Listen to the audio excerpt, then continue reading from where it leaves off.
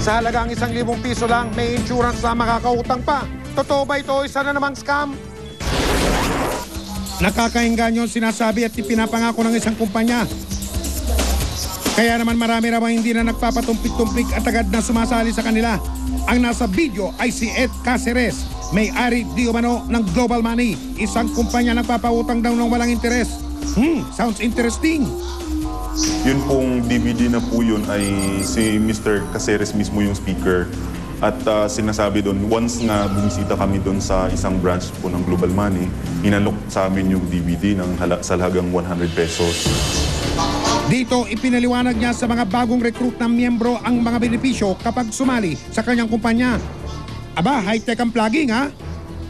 Yung Global Money is sagot sa kahirapan, tutulong sa buong sambayan ng Pilipino na iahon sa kahirapan dahil nga po doon sa programa nilang makapaglingkod lalo na sa insurance. Kasi po yung Global Money, sa pagkakaalam ko po na nagbibigay sila ng insurance, lifetime insurance, kung saan yung mga miyembro doon ay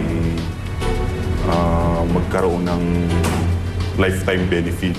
So hindi na one-time payment but lifetime benefit yung inaano nila. Yung aming yung kotse kasi kasama yun sa kasama yun sa mga ipinangako ng company na kapag ikaw umabot ka dun sa requirements na kailangan, meron kang kotse.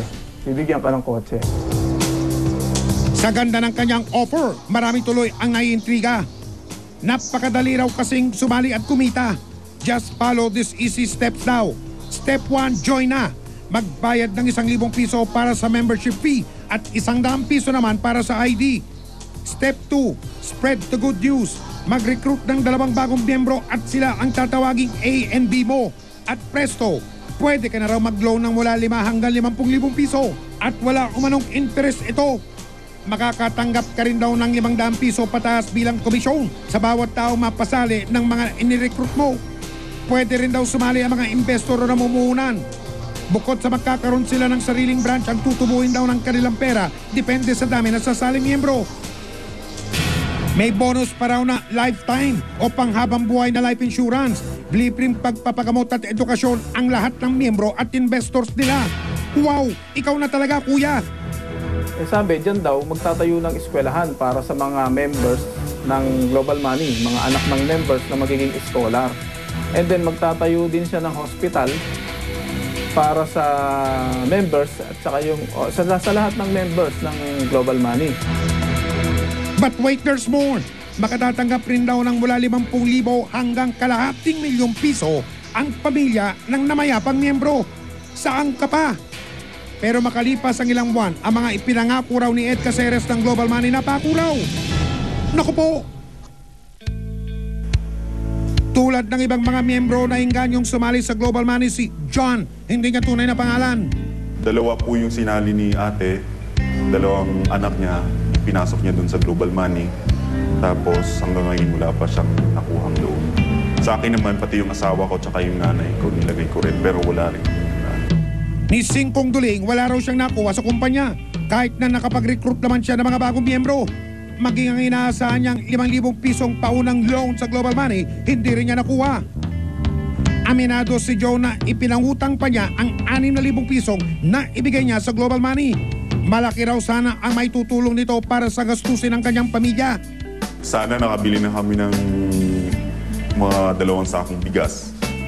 Saka yung mga pang-araw-araw namin pangangailangan. Nais naman ni Fred at ng kanyang kaibigan na mapalago ang kanilang naipong pera. Kaya agad raw silang sumali sa Global Money bilang investor o namumuhunan. Malaki raw kasi ang ipinakong tutubuin ng kanilang pera. Ang kailangan i-invest mo is 500,000. So nag-join ako. Meron akong isang kapartner na naki-join ako para makapag-invest. So 500,000, yun lang. And then maghanap ka ng sarili mong office at doon ka na magtatanggap ng mga pay-in. Sa laki ng kanilang naibigay sa kumpanya, ginawa raw branch manager ng kaibigan ni Fred agad-agad. At kasama raw sa kanilang trabaho ang mangolekta ng membership fee ng mga bagong miyembro. Ipinakita sa amin ni Fred ang mga deposit slip na patunay raw na idiniposito nila sa account ni Ed Caceres ang perang nakuha nila mula sa bagong miyembro. Kapag pupunta kami sa office, dala namin cash at saka yung cheque na binabayad ng mga members. Yun ang dala namin doon. So, nire-receive naman niya yung report, pinipirmahan ni Mr. Caceres yung report namin. Pero ang inakala raw nilang good investment, tila perang naging bato. Isang beses lang daw kasi sila nakatanggap ng kinita ng kanilang pera. Wala pa raw ito sa kalahati ng kanilang ipinuhunan. Meron kaming nakuha yung aming for the month of January. Nakakuha kami ng 167,000. Pero yung February na almost 500,000, hindi na namin nakuha yun. Actually, yung ininvest ko na yun, yung inaasahan ko sanang pang-enroll ng mga anak ko this coming school year, this coming enrollment. So, sinakripisyo ko doon dahil nga sa dami ng pangako na kikita kami ng maganda. Pati ang sinasabing lifetime insurance, bogus din daw pala. Wala raw silang natanggap na anumang dokumento nagpapatunay na sila ay talagang insured. Nag-start ang Global Money is August 2011. Until now, wala kaming card ng insurance. Until now, wala yung insurance na yan. So ako, nag-member ako ng December. Until nung i-take over nila yung office, nung February 28, lahat ng member po ay hanggang ngayon walang card ng insurance. Naku, naloko na! Kaya bago pa tuloy ang maging bato ang pera nila, humingi na sila ng tulong sa investigador. Sumbungan ng bayan. Roll surveillance video. Sa isang bagong branch ng Global Money sa Taguig, napadpad ang aming grupo. Kasamang isang informante na bitbit ang aming hidden camera, nakiusyoso kami para makapag-imbestiga.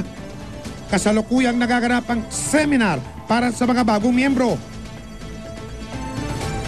Habang hataw sa sales talk ang kanilang tagapagsalita, humahataw rin kami sa pagrolyo ng aming surveillance camera. Maya-maya, ibinida ng kanilang speaker ang mga benepisyong maaaring makuha ng kanilang mga bagong miyembro. Too good to be true nga ba ito? Susunod, ilalabas na ang mga dokumento. Global Money, lehitimo nga ba at saan konektado?